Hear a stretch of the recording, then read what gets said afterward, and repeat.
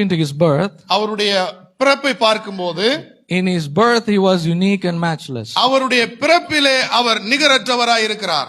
Number one, he chose an infamous family line for his birth. அவர் தன்னுடைய பிறப்பிற்காக ஒரு எளிமையான குடும்பத்தை தெரிந்து கொள்ளுகிறார்.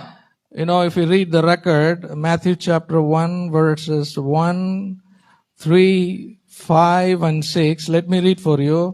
மத்தேயு 1வது அதிகாரத்திலே verse 1, 1வது வசனத்தையும் 5வது வசனத்தையும் the வாசிக்கும்போது record of the genealogy of Jesus the Messiah, the son of David, the son of Abraham. Verse 3, Judah was the father of Perez and Sarah by Tamar. Perez was the father of Hezron, and Hezron was the father of Ram. Verse, okay.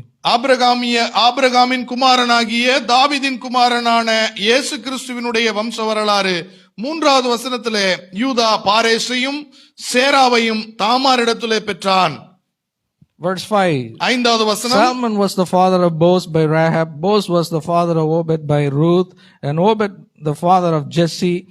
Verse 6, Jesse was the father of David the king, and David was the father of Solomon by Bathsheba, who had been the wife of Uriah. 5வது வசனம், சல்மோன் போவாசை ராகாபினிடத்தில் பெற்றான், Boaz ஓபேதை ரூத்தினிடத்தில் பெற்றான், ஓபேத் ஈசாயை பெற்றான், ஈசாய் தாவீது ராஜாவை பெற்றான், தாவீது ராஜா உரியாவின் மனைவியாய் இருந்தவரிடத்தில் சாலமோனை பெற்றான். Christ Jesus was unique and matchless in his birth. இயேசு கிறிஸ்து தன்னுடைய பிறப்பிலும் ஒரு நிகரற்ற ஒப்பிடக்கூடியவராய் இல்லை. Because he chose an infamous family line for his birth. அவர் தன்னுடைய பிறப்பிற்காக ஒரு வித்தியாசமான வாழ்க்கை அல்லது ஒரு குடும்ப வரலாறை தெரிந்து கொள்ளுகிறார். No, if you look into these verses, the family line or the lineage or the genealogy, the ancestry was not famous. அவருடைய பரம்பரையை நாம் பார்க்கும் பொழுது அவர்கள் மிகவும் பிரபலமான ஒரு பரம்பரையை அவர் தனக்காக தெரிந்து கொள்ளவில்லை. Suppose you and I were given the privilege of choosing the family line before our birth. நம்முடைய பிறப்பிற்கு முன்பாக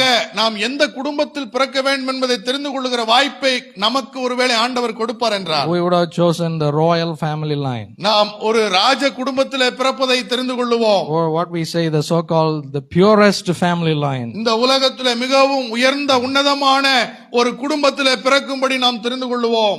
A rich family line. ஒரு பெரிய பணக்காரனுடைய வீட்டை தெரிந்து கொள்ளுவோம்.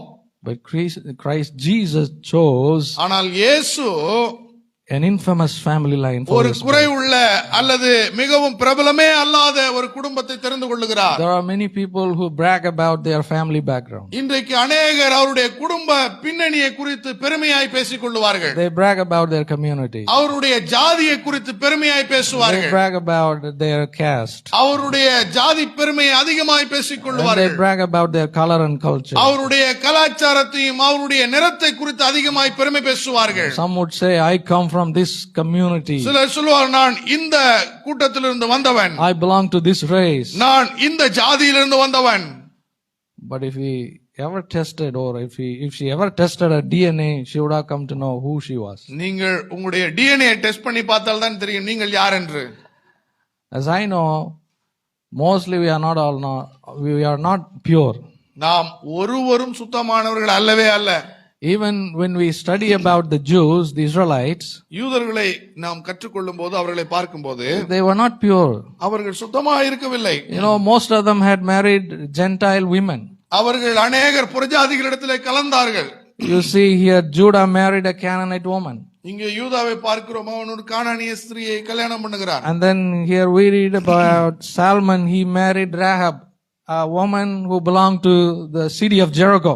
இங்கே எரிகோவில் இருக்கிற ராகாபை சல்மோன் என்கிற ஒரு மனுஷன் திருமணம் செய்கிறான். And we read about Boaz that he married Ruth, who was a Moabite woman. இங்கே ரூத்தை பார்க்கிறோம், போவஸை பார்க்கிறோம், அவர் ரூத்தை மோவாபிய பெண்ணான ரூத்தை திருமணம் செய்து கொள்கிறார். And we know about Joseph, he married an Egyptian woman.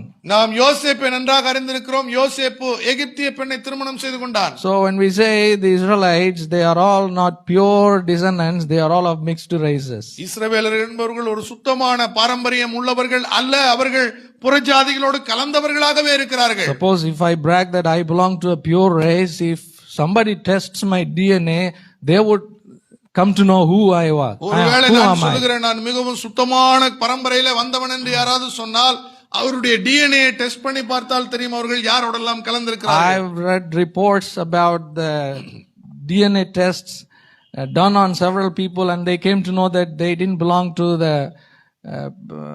families that they were living in even. இன்றைக்கு பல ராஜ குடும்பங்களிலே பிறந்து தங்களை அந்த குடும்பத்திற்கு சொந்தம் என்று சொல்லுகிறவருடைய DNA டெஸ்ட் ரிப்போர்ட் வந்த பொழுதுதான் தெரிந்தது அவர்கள் உண்மையாகவே அந்த குடும்பத்துக்கு சொந்தமானவர்கள் அல்ல. See here, Jesus Christ chose an infamous family line. இங்கே இயேசு கிறிஸ்துவும் ஒரு குறை உள்ள அல்லது பலகீனமான ஒரு குடும்பத்தை தெரிந்து கொள்ளுகிறார். You know about Judah, how he begot children through Tamar. இங்கே தாமாரினிடத்தில் யூதா எப்படி பிள்ளையை பெற்றுக்கொண்டான் என்று நமக்கு தெரியும். And we know about Rahab, she was a prostitute. நாம் ராகாபை குறித்து அறிந்திருக்கிறோம், அவள் ஒரு விபச்சாரம் செய்து கொண்டிருந்தாள். And we know about Ruth, she belonged to Moab. ரூத்தை குறித்து தெரியும், அவர் ஒரு மோவாபிய ஸ்திரீ. And then we know about Bathsheba. பத்சேபாளை குறித்தும் நமக்கு தெரியும். Even though Solomon was born through David, Solomon தாவீதுக்கு பிறந்திருந்தாலும் the Bible doesn't say that Bathsheba was David's wife. இங்கே வேதம் தாவீதினுடைய மனைவியாகிய பத்சேபாள் என்று சொல்லவில்லை. The Bible says Bathsheba, who had been the wife of Uriah.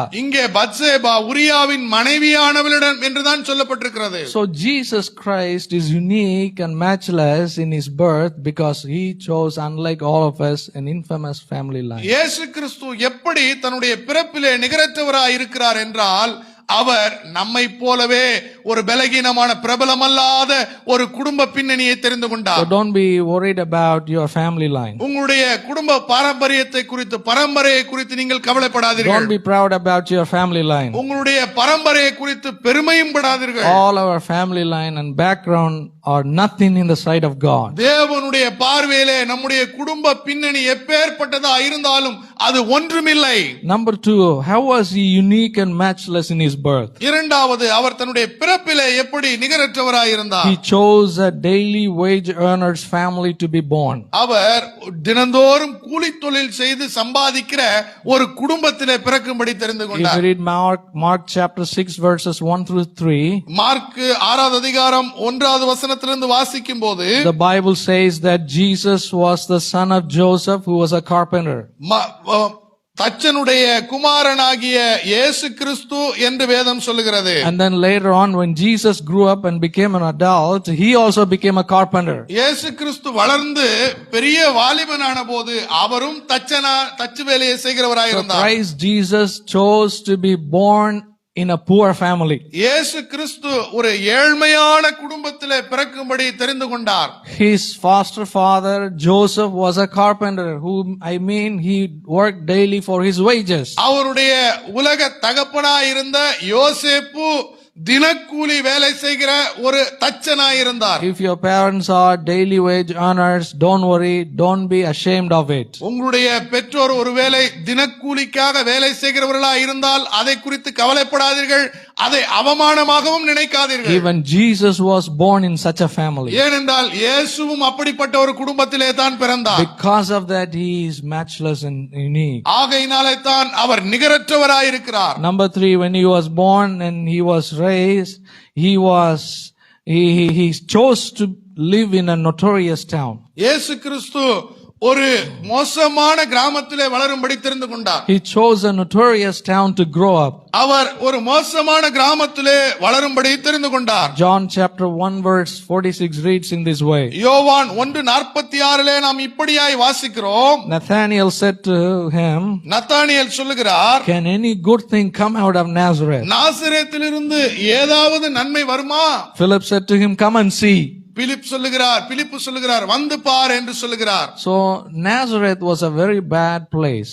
Nazareth மிகவும் மோசமான ஒரு கிராமம். A notorious village. ஒரு மோசமான கிராமம்.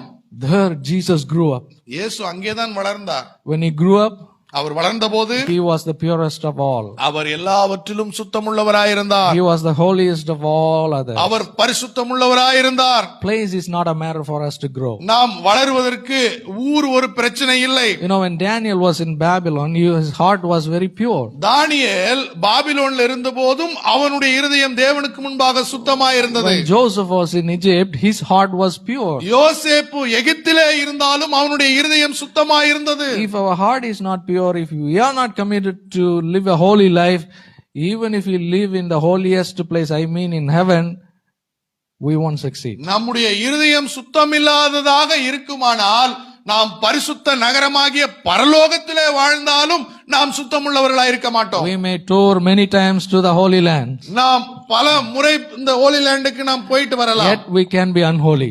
ஆனாலும் நாம் பரிசுத்தம் இல்லாதவர்களாய் வாழ முடியும். We may be even baptized at the river Jordan, நாம் யோர்தான் நதியிலே கூட ஞானஸ்நானம் எடுக்கலாம். but yet we may live as a sinner. நாம் பாவியாய் ஜீவிக்க முடியும். So place is not a matter.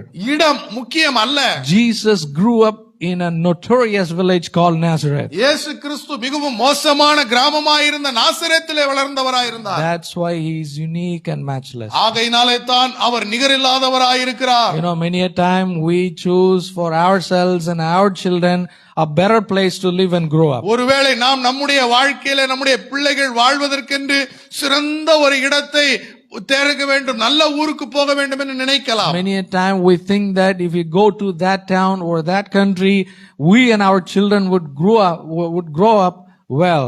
நாம் ஒருவேளை நினைக்கலாம் அந்த ஊருக்கு போனால், அந்த நாட்டிற்கு போனால் நம்முடைய வாழ்க்கை நல்லா இருக்கும், நம்முடைய பிள்ளை நல்லா இருக்கும் என்று நினைக்கலாம். Lot thought that if he went to Sodom and Gomorrah, his and his family future would be good. லோத்து நினைத்தார் சோதோம் கொமோராவுக்கு போய்விட்டால் அவனுடைய வாழ்க்கையும் அவனுடைய பிள்ளைகளுடைய வாழ்க்கையும் நன்றா இருக்கும் என்று நினைத்தார். This Abraham doesn't know to live in this world. ஆனால் ஆபிரகாமுக்கு இந்த உலக வாழ்க்கையை பத்தி தெரியவே தெரியாது. He has a lot of resources, but he doesn't know how to utilize them. அவனுக்கு நிறைய இருந்தாலும் அதை எப்படி பயன்படுத்த வேண்டும் என்று ஆபிரகாமுக்கு தெரியாது. Abraham is a very spiritual man, அவன் ஆவிக்குரிய மனிதன் தான். but he doesn't know how to live on this earth. ஆனால் இந்த உலகத்திலே அவனுக்கு எப்படி வாழ வேண்டும் என்று தெரியாது. He is a foolish man. அவன் முட்டாள். That's what Lot thought. அப்படித்தான் லோத்து நினைத்தான். What happened? என்ன நடந்தது? At first it went well. எல்லாம் ஆரம்பத்திலே நன்றாகத்தான் இருந்தது. It was very prosperous. எல்லாமே ஆசீர்வாதமாகத்தான் It இருந்தது. went for many years. பல வருடங்கள் அப்படியே போனது. A day came, ஒரு நாள் வந்தது, he and his family were taken as captives. அவனுடைய குடும்பமும் பிள்ளைகளும் அகதிகளாய் எடுத்து செல்லப்பட்டார்கள். That was the first chance God gave him to repent and come back to Canaan. லோத்து மனம் திரும்பி கானான் தேசத்துக்கு வருவதற்கு தேவன் கொடுத்த முதல் எச்சரிப்பு அதுதான். His relative Abraham went after those kings and defeated them and brought him back and settled back in. Abraham தான் வந்து அவனுக்காக யுத்தம் செய்து அவனை மறுபடியும் கொண்டு வந்தான்.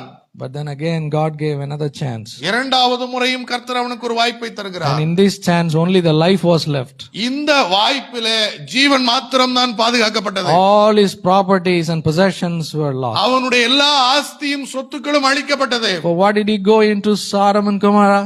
ஏன் அவன் சோதோம் கொமோராவுக்கு போனான்? In order to earn more properties and money. அதிகமாய் பணம் சம்பாதிக்க வேண்டும் என்று சென்றான். But what happened at the end? கடைசியில் என்ன நடந்தது? He lost everything. எல்லாவற்றையும் இழந்து He விட்டான். lost his wife. எல்லாவற்றையும் இழந்து விட்டான். He became a stranger. அவன் ஒரு பரதேசியை போல மாறிவிட்டான். He went empty-handed. அவன் அங்கே இருந்து வெறும் கையாய் திரும்பி வருகிறான். At least what we had with that, if he had remained in Canaan, he would have become more richer. அவன் ஒருவேளை தன்னிடத்தில் இருந்தவைகளை வைத்து கானானிலே இருந்திருப்பான் என்றால் இன்னும் அதிகமான செல்வங்களை பெற்றிருப்பான். If he had satisfied in his life and if he had stayed in Canaan, he would have become richer again. அவன் தனக்கு கொடுக்கப்பட்டிருந்தவைகளிலே திருப்தி அடைந்து கானானிலே இருந்திருப்பான் என்றால் அவன் இன்னும் அதிகமாய் ஆசீர்வதிக்கப்பட்டிருப்பான். Instead of fixing his eye on God and the God of Abraham, he fixed his eyes on Sodom and Gomorrah. அவன் ஆபிரகாமின் தேவனை பார்த்து அவர் மேல் நம்பிக்கை வைத்து ஜீவிப்பதை விட சோதோம் கொமோராவின் மேல் நம்பிக்கை வைத்து வாழ்க்கையை கெடுத்துக் கொண்டான். Instead of fixing his eyes on the prosperity of God, he fixed his eyes on the prosperity of Sodom. தேவனுடைய ஆசீர்வாதங்களின் மேல் நம்பிக்கை வைப்பதை விட்டு சோதோம் கொமோராவினுடைய ஆசீர்வாதங்கள் மேல் கண்களை வைத்து வாழ்க்கையை இழந்து போனான். So place is not a matter for us, but God matters everything. இடம் என்பது ஒரு மிகப்பெரிய பிரச்சனை அல்ல, தேவன் தான் மிகவும் பிரதானமாய் So இருக்கிறார். Christ Jesus was unique and matchless in his birth. இயேசு கிறிஸ்து தன்னுடைய பிறப்பிலும் நிகரில்லாதவராய்